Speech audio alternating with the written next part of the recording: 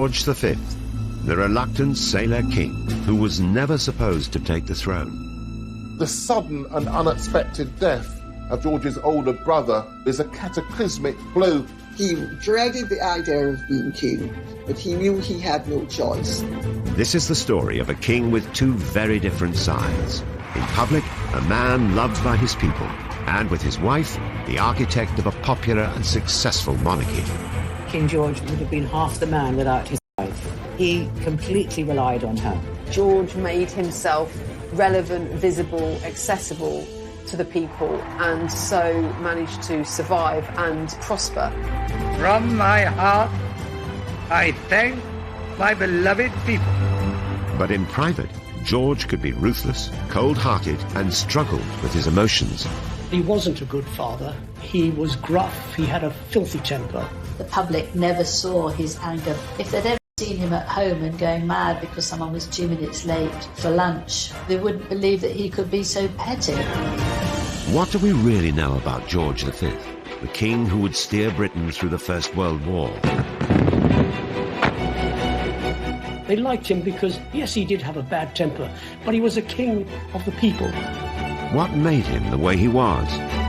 He was something of a perfectionist who really liked discipline, something that he hadn't really had in his upbringing.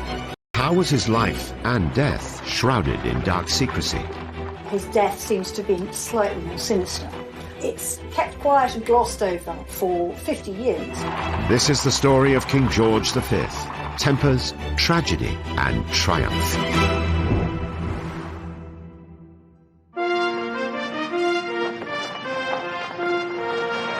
June 22nd, 1911. Britain has a new monarch for the second time in a decade. George V takes the crown when his father, King Edward VII, dies suddenly of a heart attack.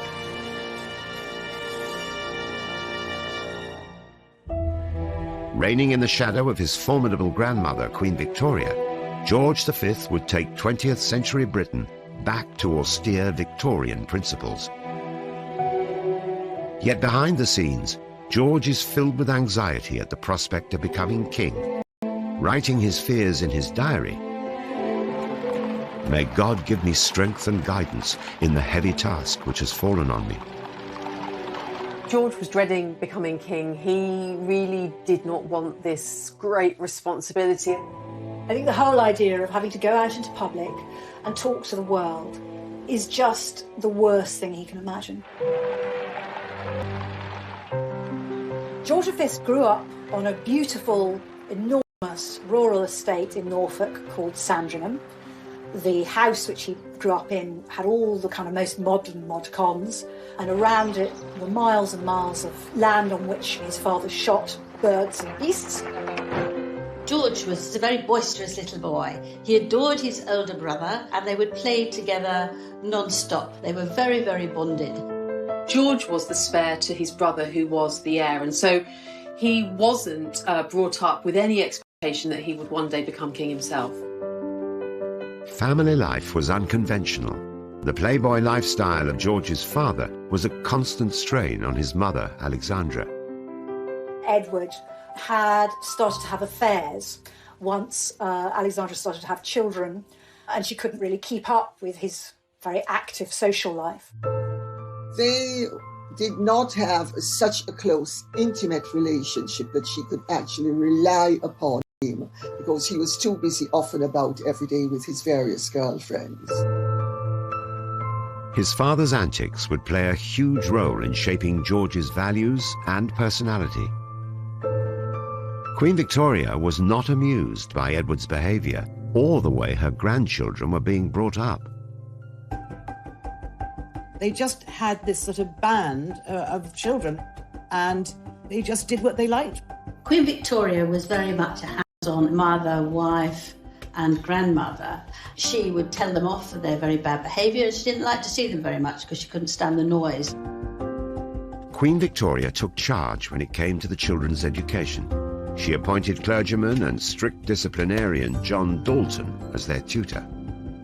Queen Victoria was determined that the heir and the spare to the throne would not turn out the way her son, their father, had turned out. There was a reason why Albert and George were schooled together, which is that Albert was not very bright, so he is going to need the support of his younger brother George.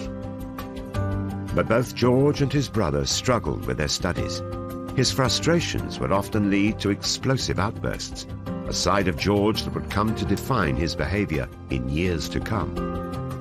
Because his brother was so much worse than him, George looked the brighter of the two, but he also had a really bad temper. And this, if there's something he didn't understand or couldn't do, he could really scream and shout. After 6 years of homeschooling, the brothers showed little progress. When George was 12, he and Albert were sent away to become naval cadets. It was the first time they'd been thrust into the company of other boys, and George found it very, very difficult. He'd been bullied because he was the smallest. He was sort of regarded as different because, of course, he was a prince. They had to really learn to stand up for themselves. So I suppose it was psychologically a good training for the rest of their lives. In 1879, as part of their training, the young princes set sail aboard HMS Bacant on a tour of the Empire. They were thrown together with ordinary seamen. They were midshipmen, and they did what midshipmen do, and that's really all the dirty stuff. Soon after the tour ended, the brothers were split up. Albert was sent to Cambridge in preparation for his life as king. George was without his brother and best friend for the first time. This was one of the sort of key moments in George's life, and so this separation hit him hard. George was left to continue his career in the Navy. The Navy really was where George found his feet. He was something of a perfectionist who really liked discipline, something that he hadn't really had in his upbringing. He really loved this, and it really shaped him as a man. He did all sorts of jobs. He's sort of sluicing out the latrines, helping on the mess deck. He was expected to do everything. There was no quarter just because he happened to be the son of the Prince of Wales and the grandson of Queen Victoria. So George learnt the hard way, and it probably stood him in good stead. He was very proud of being a naval man. Where it was invaluable was that it gave him the common touch in a way that no other royal prince of Britain had ever had before. But in 1892, tragedy struck. George's brother Albert died of influenza. A grieving George was utterly devastated. The sudden and unexpected death of George's older brother was a cataclysmic blow for George. They sort of helped each other, what each one made up for the other's weaknesses. George, quite dramatically, very much out of the blue, had to withdraw from the Navy. His whole future, his whole life had been thrown up in the air. George's sadness at his brother's death was compounded by the fear of one day becoming king. It was devastating because he'd always regarded him as the person who sheltered him from the need to do any of the things that a king did. George was given a title by Queen Victoria, Duke of York. It was a recognition that his position had changed dramatically from that of number 3 in line, a prince, to that of number 2 in line. This wasn't the life that the shy prince needed a wife. The bride would be a surprising choice. I think the whole idea actually repulsed him, but Queen Victoria keeps pushing it and keeps pushing it and keeps pushing it, and eventually George gives way.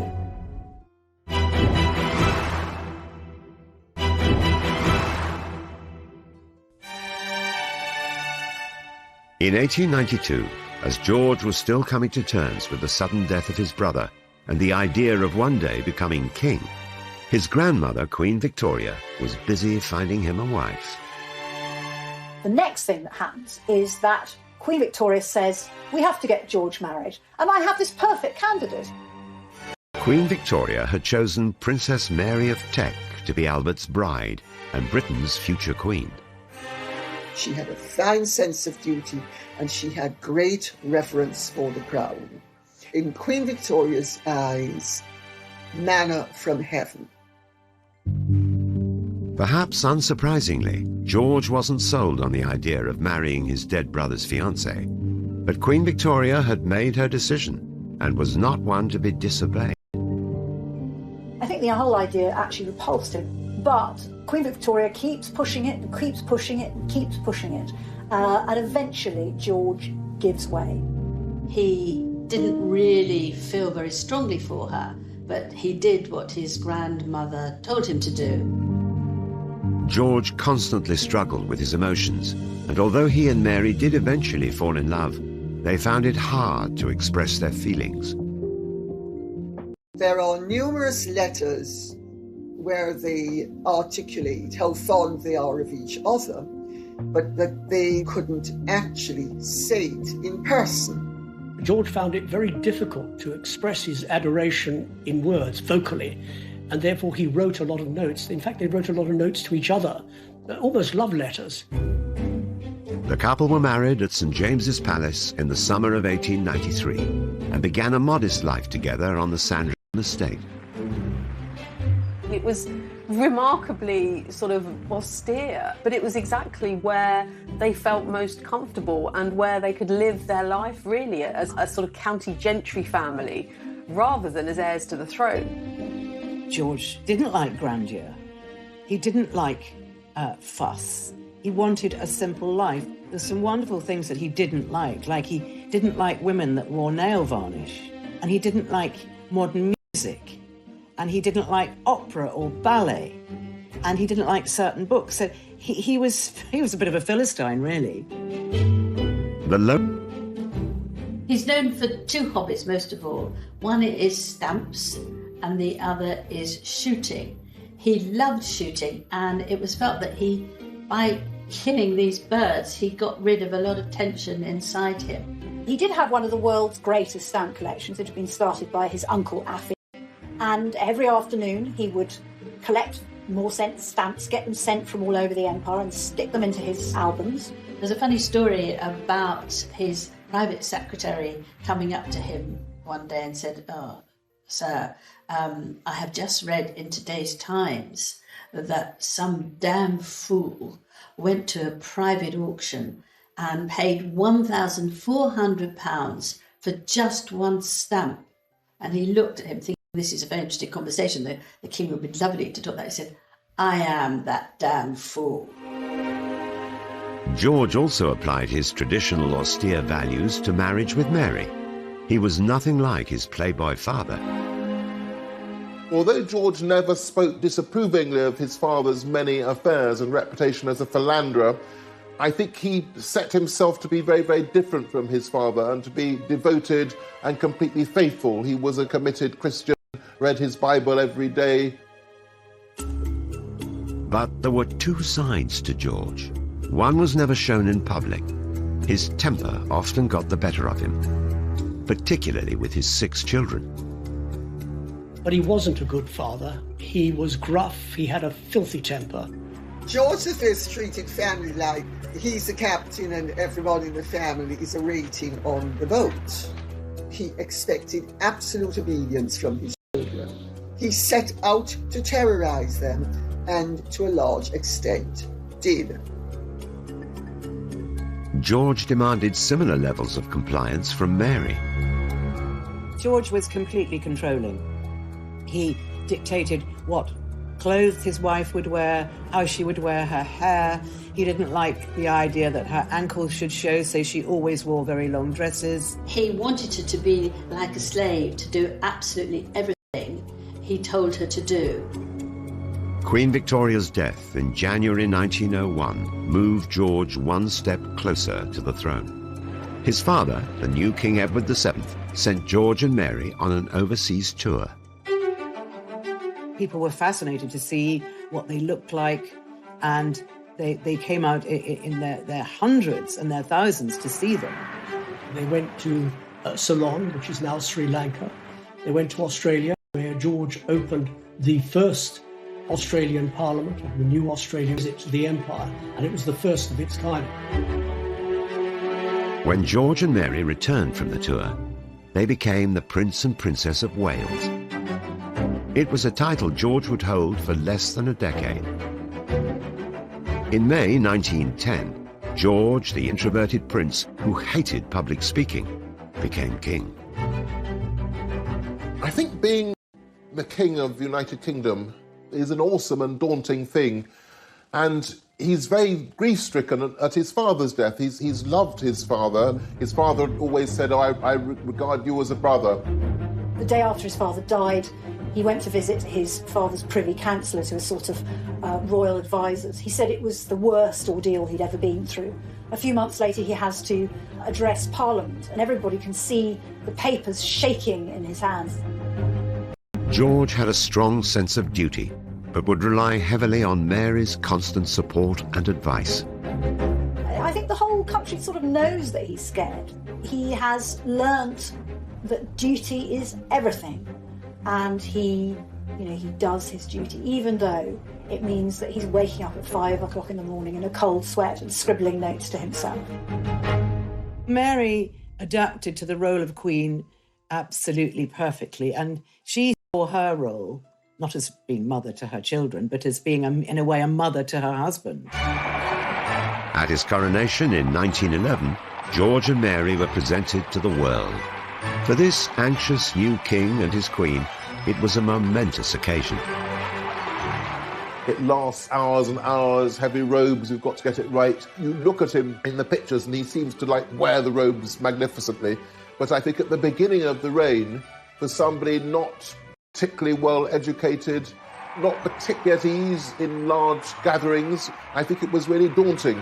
There's a funny little poem by Max Beerbohm, a satirical writer of the time, talking about the coronation. He talks about the little king, because he was very short, with the crown practically falling over his head onto his nose, trying so hard, but just not really looking like he's probably up to the job. And there wouldn't be any easing into his new role. The challenges began immediately when King George was thrown into a huge political crisis that took years to resolve. The situation when he became king was really, really difficult, and called on the king to intervene or at least engage with politics in a way that really he would have felt very uncomfortable with. The radical Liberal government, spearheaded by Asquith and Lloyd George, are planning quite strong financial reforms with deficits. So the House of Lords uses its blocking powers very, very unusually to block the budget. So the moment that he becomes king, he's got to intervene in this enormous constitutional crisis and stop it all going wrong, stop the government collapsing. He hates the idea, but eventually he does give his promise that he will agree to make lots of Liberal peers and swamp all those Tory aristocrats if the Tory aristocrats refuse to get rid of the Lord's veto. The fact that George V was prepared to do this shows that he was going to realign the monarchy so that the monarchy would be attached to the more ordinary elements and the non-hereditary elements of British society. Within the first 5 years of his reign, King George V was also faced with the prospect of a world war and unease at his family's heritage.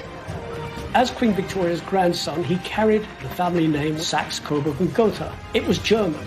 Here we are at war with Germany. Why is our king having a German name?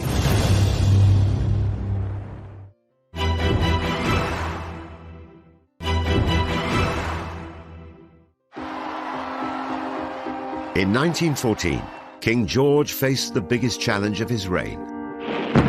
On the 4th of August, Britain declared war with Germany. Could a shy, short-tempered, simple man really inspire and lead a nation through the horrors of the Great War? The First World War was a war that devastated Britain in the loss of thousands and thousands of lives. This was a crisis like no other. The human cost, the economic cost, the devastation. The war gave George a real sense of purpose. He made more than 450 visits to his troops scattered, across Europe. That gave him a direction. He wasn't just standing there making a boring speech, and he was actually there to help people. And I think that gave him the courage to do all the things that he wouldn't normally have liked doing. And it was really the making of him. But behind the scenes, he endured a constant battle with his own emotions and personality. So if the king was cantankerous before the war, I think the war and the enormous strain must have frayed his temper and made it harder to relate to the children. I think it's fair to say that he was a lot more petulant. Also, he decided to give up all sorts of things for the war effort. You know, he agreed with Lloyd George to give up drinking, and it just made him very, very bad-tempered. And there were hugely serious issues which emerged on the home front for the king and his family. Those that were left at home being shot to pieces, while there are people with German names living the life of Riley. And they wouldn't stand for it. And so people with German names, with German connection, were attacked, and were attacked mercilessly. With a German heritage dating back to 1714 and relatives dotted all over Europe, the king's allegiance to Britain was soon brought into question. A lot of rumours started to go around that they were really pro-German and they were secretly passing information to them. This is completely untrue. George was told he had to withdraw all the titles his family and he himself had given to his German relatives. So that was all very awkward. Across Europe, relatives of King George V were thrown off their thrones, and the future of the British crown was headed towards crisis. The story is that he was at a dinner party at the palace one night, and a woman happened to let slip that in some quarters it was thought that the royal family wasn't quite as loyal to the British. George went absolutely white. He started to think, to ask himself what they could do to fix this. As Queen Victoria's grandson, he carried the family name, Saxe, Coburg and Gotha. It was German. Here we are at war with Germany. Why is our king having a German name? Lord Stamfordham, his private secretary, said, "Sir, you've really got to change the name." The king took drastic and decisive action. He changed the family surname from Saxe, Coburg, Gotha, and a new dynasty was officially born. There was lots of thought given as to what name they should take. Should it be Tudor Stuart? And they came up with the brilliant idea of the House of Windsor. This, of course, had been, as it were, the home of the British monarchs since William the Conqueror. So it was a brilliant piece of image-making and rebranding of the monarchy. It was an instant success, but the king's relationship with the public throughout war-torn Britain needed nurturing. For a man who privately struggled to connect with his own family, greeting strangers was a challenge. George found public appearances genuinely anxious-making. He really, really didn't like them. He really wanted to be hiding away with his stamp collection. And there's something almost sort of heroic about this little man just keeping going. Queen Mary continued to provide unwavering support. George showed her state papers, official papers, which no sovereign really should do, but he sought Mary's wise counsel, and Mary had her head screwed on the right way. She was very discreet, her judgment was good, and he trusted Mary, and Mary trusted him. The secret to the king's positive public image was largely down to his wife. George may have been forced. And Queen Mary were one of the first power couples. They would go to hospitals, they would go anywhere and talk to people. And I think it's one of these women guile things that your husband doesn't really notice, but you are changing him because you're there and you're doing things together, rather than leaving him on his own and being left behind. It did soften them up. I think he couldn't have done it on his own. In that very odd royal life, I think you need a helpmeet. So Victoria had her Albert, George had his May. They were a fantastic couple together, and I think they strengthened each other. Yet there are further examples of George's apparent lack of emotion which were hidden from the British people. During the war, one of his sons, 11-year-old Prince John, was moved from his home and effectively vanished from the public eye. From the age of 4, John had suffered from epilepsy. They actually sent him to live at Wood Farm on the Sandringham estate. They never knew when he was going to have the fits, and in those days it was really people with any kind of sort of disability were shut away. But I think by today's standard it was horribly cruel. He might have been autistic. It does seem to be the case that the family rather hid John. He's not in any of George's official biographies. The king's treatment of his youngest son was perhaps influenced by his own absent father, and he was heavily criticized by Edward, his eldest, in letters. The poor boy had become more of an animal than anything else. Prince John's life was a mystery for many years. Decades later, his story was revealed in the critically acclaimed BBC drama, The Lost Prince. We had been playing with foreigners. I told you not to do that! Never! Prince John later died of an epileptic seizure. I think Mary was very upset when he died. Both parents had a deep feeling for him. They just didn't know what to do with him. And they were both kind of very bad at showing emotion. By 1917, the popularity of the crown was soaring, but King George's heritage came back to haunt him in the form of his cousin, Tsar Nicholas II of Russia. George would have said that one of his closest friends was his first cousin, Tsar Nicholas II of Russia. And as kids, they had met on family holidays in Denmark. They were very similar. They were very shy. Neither of them really wanted to be monarchs. In the Russian February Revolution of 1917, Tsar Nicholas was forced off his palace walls. This invitation sparked a worry. For some extraordinary reason, George decided it would be a really, really bad idea if they were given asylum. And he felt that their presence in this country would provoke a possible revolution. The government didn't think that. They were quite happy to send a warship and collect them. The offer of asylum was withdrawn, and King George seemed to be at the heart of the controversial decision. George agreed that Nicholas and Alexandra could not come to the United Kingdom, and it was up to Stamfordham to tell the government that the king was not happy for it to happen. The king's decision may have been a reaction from his difficult childhood. An absent father, a harsh grandmother, and the death of his brother hugely impacted the king throughout his life. I think children who are brought up in an unhappy environment have to harden their heart in order to cope for the future. And I think that perhaps he hardened his heart too much, and he could be very ruthless. He wouldn't let emotion rule a logical, political decision. It must have been something that he'd inherited, this feeling that, you know, it was his duty to protect the monarchy and to protect his country, which I suppose you can't knock that. But it was a very harsh thing to do.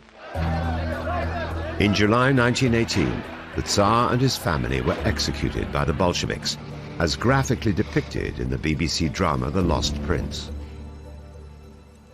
Somewhere in the farmhouse, they were grouped together, and they were all shot. Решением Совета народных комиссаров мы приговорили...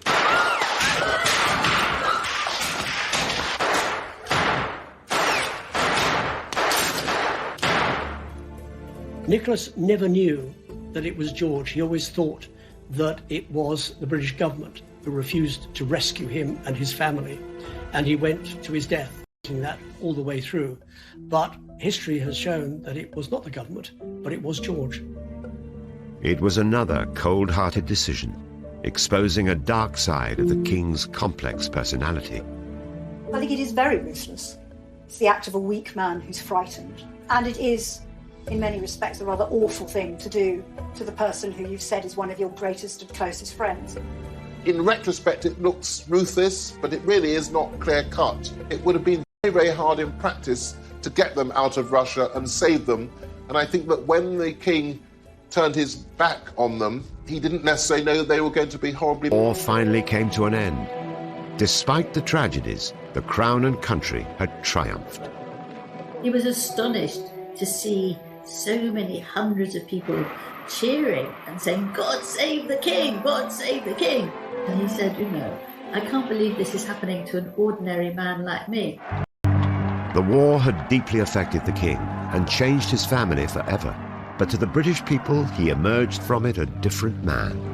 If you look at him very carefully in all the photographs, he had the saddest eyes you could imagine for many years until after the war, when they soften. He's changed and he doesn't feel so negatively about himself.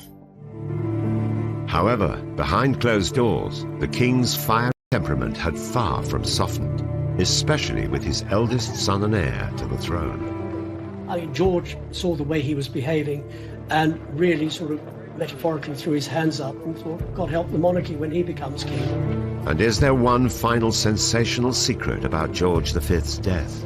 His death seems to have been slightly sinister. It's kept quiet and glossed over for 50 years. King George V had emerged more popular than ever from the Great War, and together with Queen Mary had redefined the monarchy for a modern age. However, the post-war years were equally challenging for George. To keep himself relevant, he'd have to embrace the ever-changing face of Britain.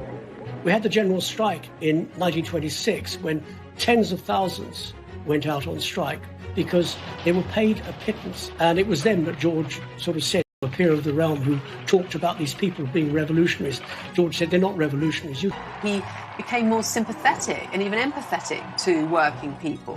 And I think that was partly his own experiences of the war, but I think it was also very much the actions and the beliefs of Mary, who had this real keen sense of social justice. George V seemed to try to put Britain before everything else in his life.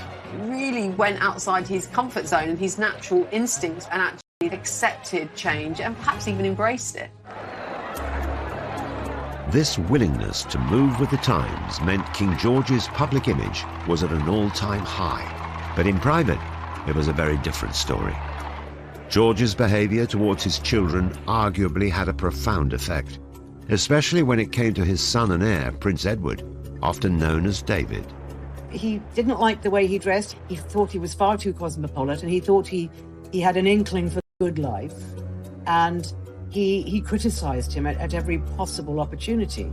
He complains endlessly about his dad. I mean, he's furious with him. He complains that he's a tyrant, that his rages are endless and unfair. And he also, I think, he resents him terribly for having been, rude and bullying to his mother as well. There was no love lost in this turbulent father-son relationship. Tensions had been brewing since childhood and were close to boiling point. I think that David feels resentful about how he'd been treated as a younger man. The tension grows and the void becomes a chasm. Prince Edward's lifestyle could be seen as a direct rebellion against his father, and it infuriated George, especially his relationships, evoking memories of George's own father's illicit affairs. He was hopping in and out of bed with them, much to his father's disgust. I mean, George looked at David and really sort of metaphorically threw his hands up and thought, God help the monarchy when he becomes king. And when Wallis Simpson emerged onto the scene, the relationship between George and Edward, who was known as David by his father, was damaged beyond repair. But David really didn't care. A reception at Buckingham Palace held by the King and Queen, at which David was supposed to be there, and David asked his parents if he could invite Wallis, and the King said no, she cannot come to Buckingham Palace. And during the course of the party, Wallis turned up, and father went apoplectic. The King's endless worries about his son couldn't have come at a worse time.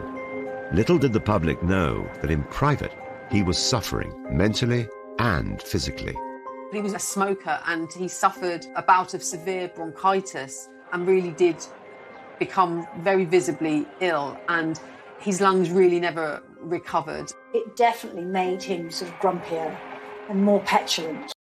However, there was one Windsor who managed to escape the King's wrath and brought out the best in him, his granddaughter, Elizabeth. George V adored his granddaughter, Lilibet. He could see no wrong. She called him Grandpa England. He was this gruff man, this man who castigated his own children from one end of their life to the other end. And yet, in her company, he melted. In 1932, King George started a tradition that would one day be carried on by his beloved granddaughter. The BBC contacted the palace with an innovative idea, one that would bring the crown closer to its people than ever before. A Christmas message on wireless to the Empire. It was quite a performance. It was live. It was done from his study at Sandringham. It was an extraordinary feat of engineering. The King read out a speech written by Rudyard Kipling to an audience of around 20 million people. I speak now from my home and from my heart to you all.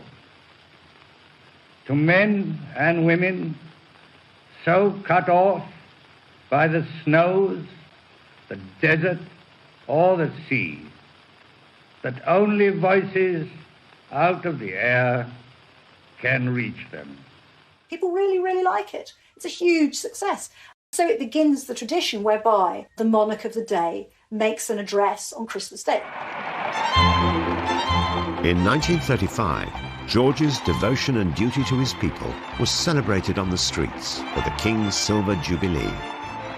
How could I fail to be most deeply moved? Words cannot express my thoughts and feelings. I can only say to you, my very dear people, that the Queen and I thank you from the depth of our hearts. And it really is a zenith for him. He says at the end of that particular day, maybe they like me for myself. George actually, at the essence, was actually quite a modest, humble and simple man. He was doing his duty just as he'd done in the Navy. So I think he was a bit surprised to see how much he was genuinely loved. At the start of the following year, the King's health was rapidly declining. His life was placed in the hands of his doctor, Lord Dawson. He fell ill with a cold, and after 5 days, he was still bedridden. And he was obviously going. The King died, aged 70. But for many years, what happened? It's kept quiet and glossed over for 50 years. In 1986, Lord Dawson's diary was released from the Royal Archives, and a sensational secret was finally revealed. About 11 o'clock, it was evident that the last stage might endure for many hours. Dawson later writes, "I therefore decided to determine the end and injected 3/4 of a grain of morphine and shortly afterwards 1 grain of cocaine into the distended jugular vein." Mary, she was certainly not somebody who would condone for a moment euthanasia. She was highly religious, and she said neither one thing nor another, but she let her feelings be known. They also manipulated it so that he would die just before midnight, so that his death would make the front page of the Times the following day, and that was the King's favourite newspaper. The King was dead, a king who had led 2 very different lives. And the actions of Dawson that night have divided opinion. There's been this argument about whether it was murder, whether it was euthanasia. If you look at it objectively, it's a huge decision to make, to kill a king without absolute authority. It's a very, very dark but interesting mystery. People were saying, well, in effect, he murdered the king. You know, this is a very controversial subject these days. But then I think that the medical team certainly had more power than they would have today. Was it the right thing to do? It is not for us to judge. But would the king have survived? The answer is probably not. Would he have suffered? Undoubtedly, yes. King George V was a monarch like no other, a king who kept his emotions secret, his true self hidden. The public never saw his anger. If they'd ever seen him at home and going mad because someone was 2 minutes late for lunch, they wouldn't believe that he could be so petty. But it just shows you that we're all a very peculiar combination. Much of the behind-the-scenes George V has only emerged in biographies after his death. So he might have had a fairly perfect image when he died, but the reality was not quite that. Despite his problems and his private tragedies, the public reign of King George V was a triumph. He strengthened the crown at a time when other monarchies were crumbling and brought stability to Britain. He was a king who seemed to put Britain and his sense of duty before his family and even before his own happiness. And so managed to survive and prosper. So he gave the family a name, and he gave the family continuity, and he gave the family respect. Respect that it has earned out in the great wide world.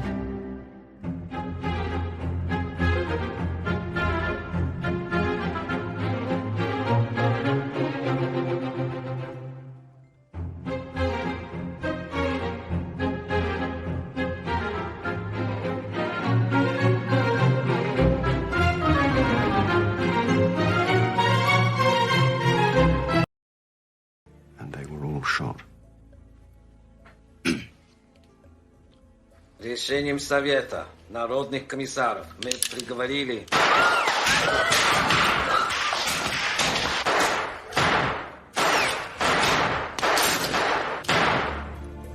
Nicholas never knew that it was George. He always thought that it was the British government who refused to rescue him and his family, and he went to his death that all the way through. But history has shown that it was not the government, but it was George.